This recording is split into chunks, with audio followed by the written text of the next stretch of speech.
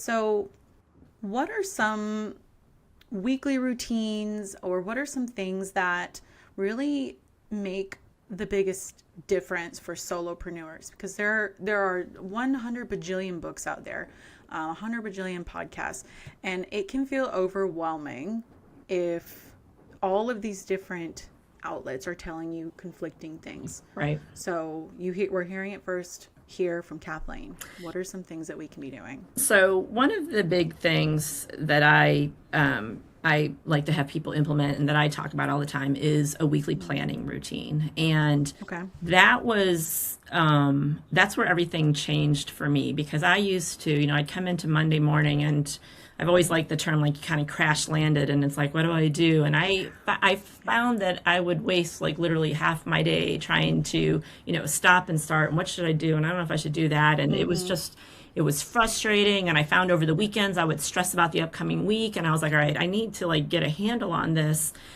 And so I started this sort of like weekly planning. And when I did it on Mondays, it was like, all right, this is like, it's too late. I need it earlier. And then I backed it up to Sundays. And then I was like, I don't want to work over the weekend. So then I backed it up to Fridays. And now that's where I've been for years. And so I planned the following week on Friday, and I call it the CEO hour. And I've got, it's a service I offer. I facilitate. People come in and they plan their week. And the beauty of this is that there's no more crash landing on Monday. You are just so much more intentional with your time. So we take this time to sort out the when, like what does the calendar look like? And this way there's no more, conflicts with meetings, and you get the right buffer time you need before and after things. And you get to be really intentional. I find when people start taking a really close look at their calendar, they get a lot better about their boundaries, and they start putting more rules in place because they're really paying attention to it. And they'll be like, you know what?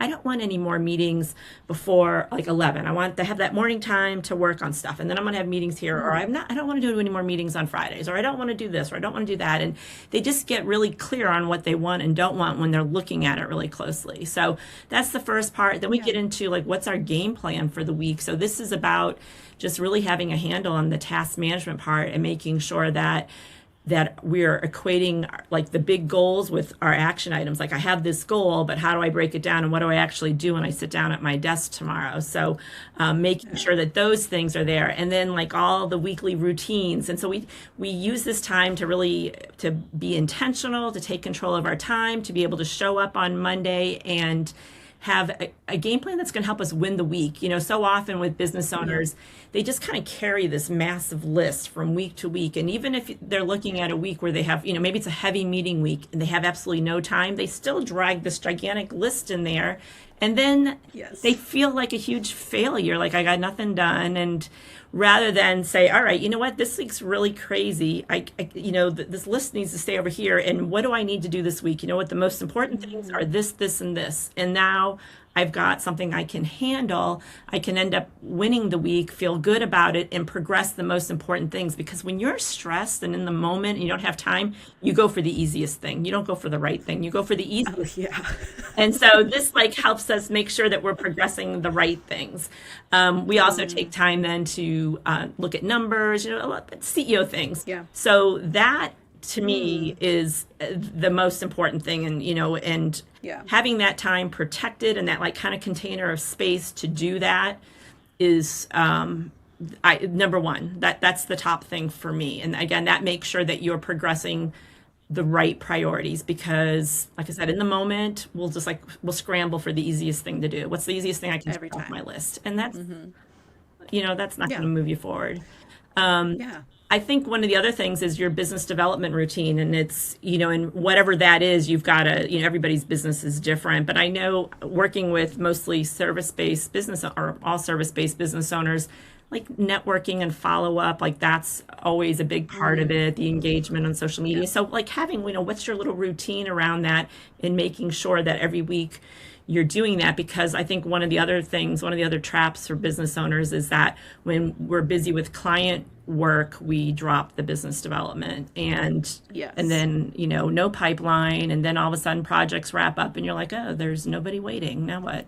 And that's like, people's income goes up and down because then they start over from scratch. So you have to have that routine, you have to identify that routine, kind of lay it out, and then stick with that every week so that Yep. you always have that pipeline. So those are, I guess, those I would say are probably the two Love that. most important things on a weekly And basis.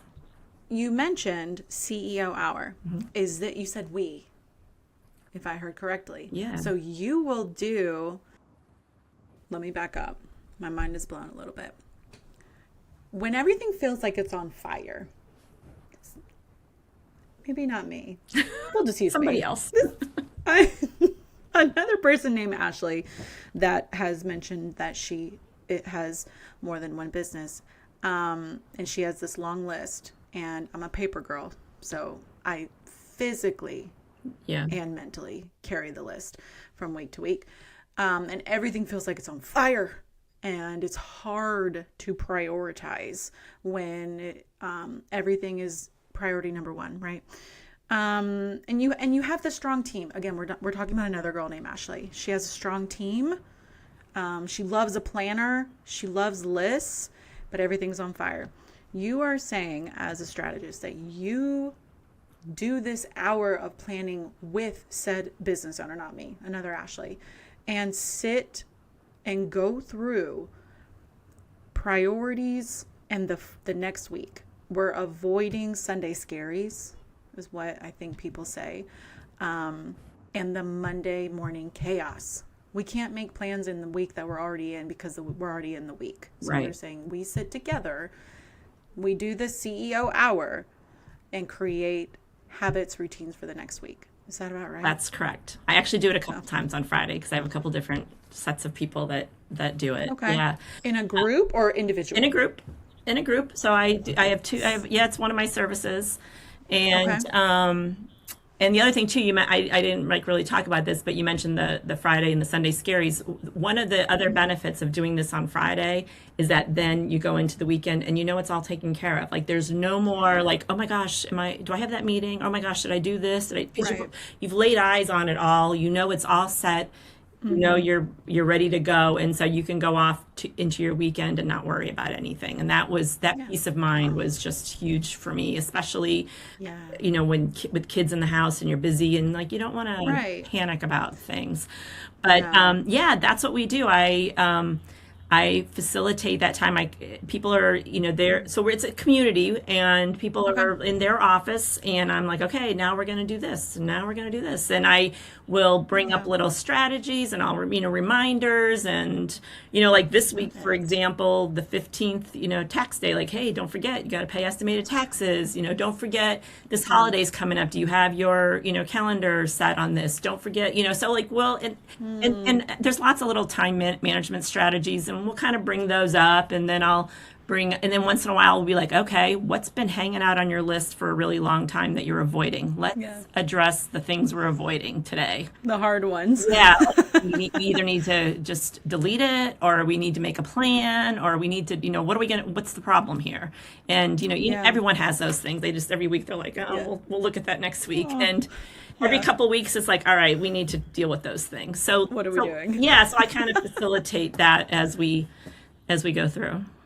I love that. Do you think what you're doing, the preparation, the people you're working with, you always hear solopreneurs are always busy, but they always feel behind. Do you think that this intentional time that you're sitting down with these owners talking about the week ahead is helping kind of correct that? Because I hear that all the time. I really do. And when I saw this on the one pager, I thought if I had $1 for how many times I've heard business owners say, I feel so busy, but I'm not making any progress. I'm not moving forward. What's happening here?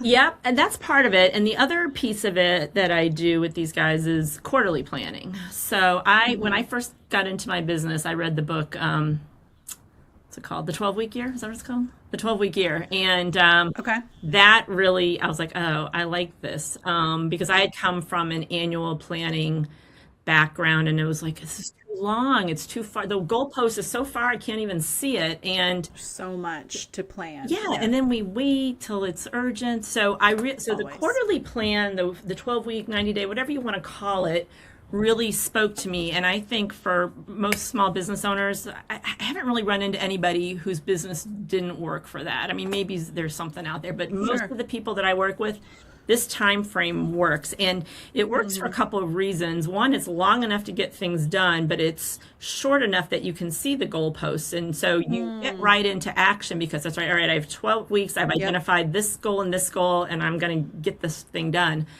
And so I think what that does is then that's another level of prioritization. So we sit down, and when you mention like this business owner's got like all these things I'm trying to do, well, so we brainstorm, we get them all out, and like, okay, here's all the things I could be working on. I have these sales goals, these marketing projects I want to take on. I have this operational thing. I want to get better at delegating. Like I have all these things I want to work on. Well, you can't progress all of them at once. It's too much. And so it's like, all right, we're going to prioritize what's going to make the biggest impact on your business, like right now. Like, what do you have to work on? And so then we say, all right, you know what? I really need to do this and this. And everything else just gets put aside for right now. We focus, we get those things done, then we do the next. Because if we focus in and try and do less, we actually get more done versus trying to do like all the things at once and you make no progress. And it gives you permission to like knock those things aside. Like, you know what? Yeah, I would love to redo my website, but we're going to talk about that next quarter. Or I would love to start this new service, but we're going to talk about that later. Right now, I'm getting my back end systems in line, so then I can offer the new service next quarter.